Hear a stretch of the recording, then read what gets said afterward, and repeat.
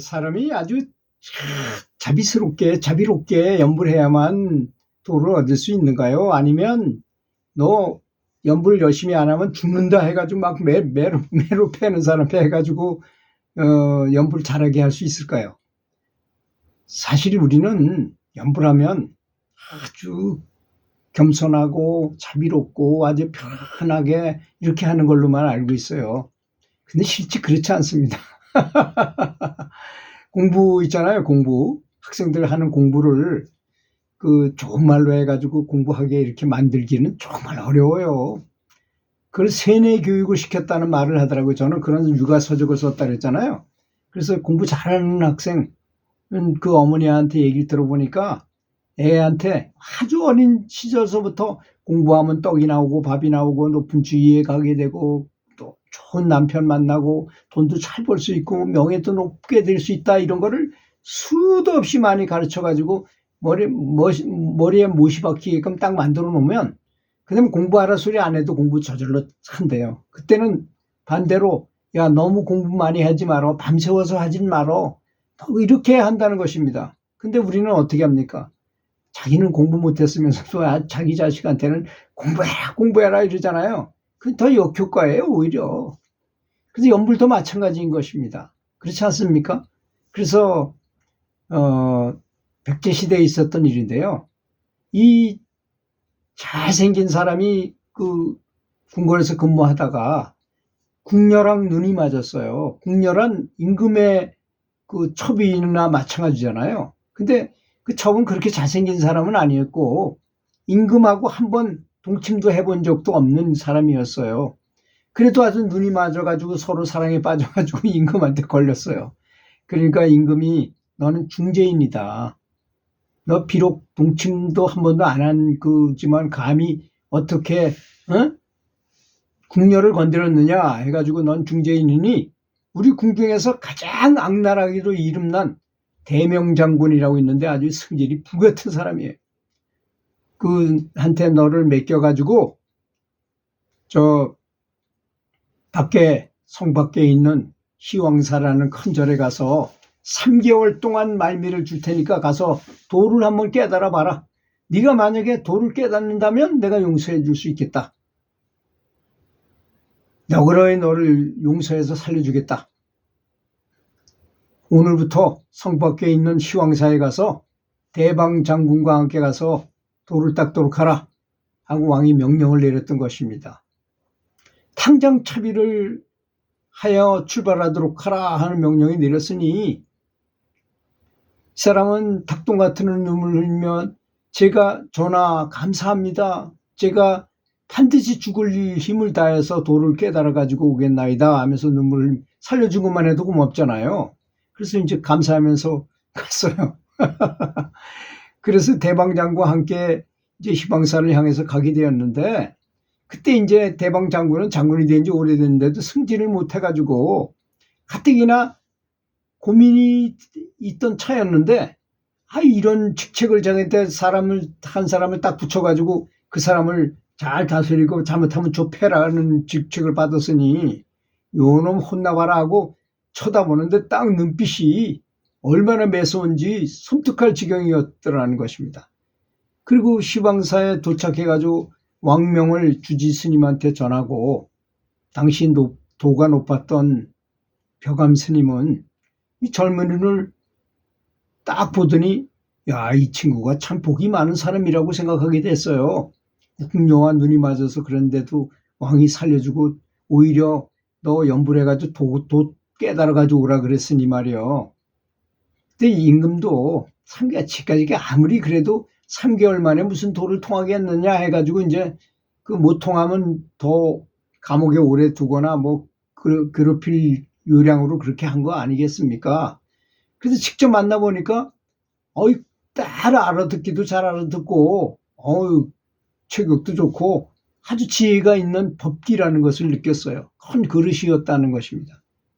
그래서 당시 유행하던 다미아불탑을 연불을 전수해 주면서 너는 어차피 죽을 목숨이다.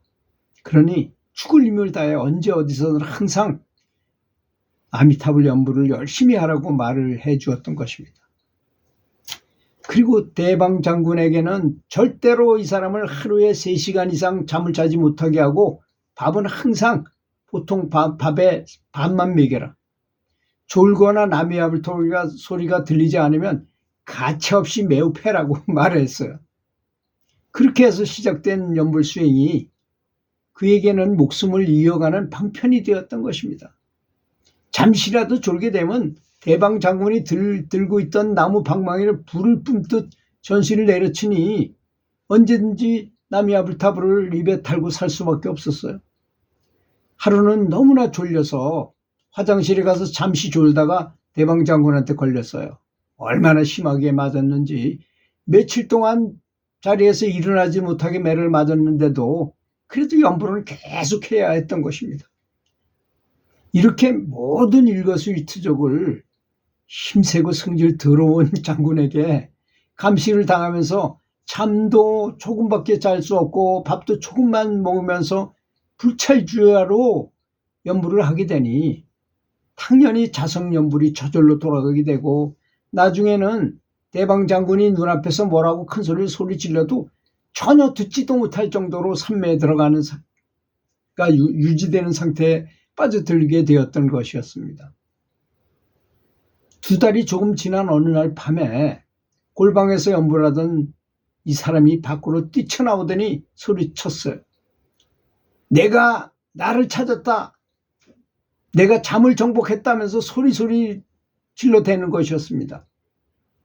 대방 장군이 그 소리를 듣고는 이제 저놈이 미쳐가는가 보다 하고 생각하면서 그에게 야 이놈아 무슨 헛소리를 하느냐 하고 물으니 이 친구가 그만 정색을 하더니 소리쳤다. 네 이놈! 너는 전생에 나의 부하였던 놈이 이번 생에 장군이 되었다고 감히 상전을 무시하냐? 내 팔뚝에 있는 그 상처는 내 놈이 나에게 충성을 다하겠다고 스스로 낸 표식이 아니더나 그걸 모르겠냐 하니까 그렇게 도도하고 성질 더럽던 대방 장군이 잭소리도 못하고 가만히 있는 거 아니 새새끼처럼 조용히 서 있게 되는 것이 아니겠습니까? 다음날 주지병환 스님에게 이 사람을 데리고 가니 벽암 스님이 딱 보시더니 들어오는 이 친구를 보고 이미 개심을 초과했음을 단번에 간파하게 되었고 여러 법거래를 하면서 이미 그가 도를 깨달았음을 인가하게 되었던 것이었고 자기보다도 더 높은 경지를 이루었다 하는 것을 느끼게 됐어요. 이때 가장 기뻐한 사람은 누구겠습니까? 대방 장군이었습니다. 오히려 사실 처음 보는 순간부터 그 죄인을 딱 보니까 마음에 쏙 들었던 죄인이 이제 도를 통한 도인이 되었으니 자기는 그 사람을 지키는 사람이었잖아요. 그런데 궁궐로 다시 들어가게 되었으니 자신이 가장 큰 공을 세운 꼴이 되었던 것이었습니다.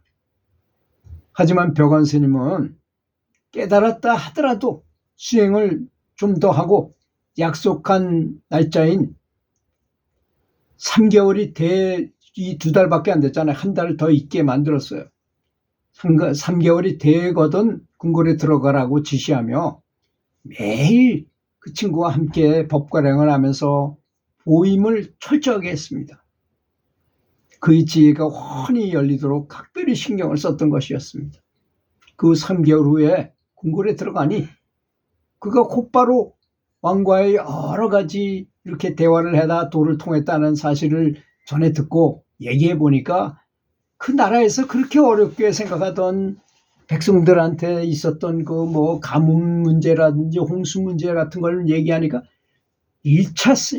일사천리로 다 해결이 되는 거였습니다. 그래서 그 친구를 국사로 책봉하게 되었습니다. 그래서 가장 큰 백제에서도 가장 큰 지혜가 있는 스승이 되었다고 합니다.